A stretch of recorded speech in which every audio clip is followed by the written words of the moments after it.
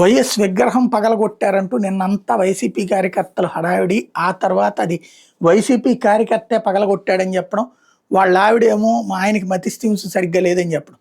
అదేదో అంటారు కదా, రివర్స్ అయిందనమాట.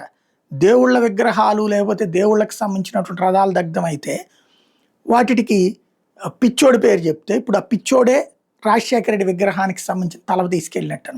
కాదనడానికి ఏం లేదు, అక్కడ ఆధారాలతో సహా ఉంది. అయితే ఇది బాగానే ప్రొజెక్ట్ చేసినటువంటి మీడియా ఈనాడు జ్యోతి, మరి వెనక తెలుగుదేశం కార్యకర్తలు ఇదే వైసీపీ కార్యకర్తల్ని కొట్టినయ్యి, చితక్ కొట్టినయ్యి, భూముల్లో గొడవలు చేసినవి ఎందుకు రాయట్లేదు? అంటే వారు వన్ సైడేనా? మనం సాక్షి వన్ సైడే, అందులో మొహమాటమే లేదు. సాక్షి ప్యూర్లీ వైసీపీ వాయిస్తూనే ఉంటుంది.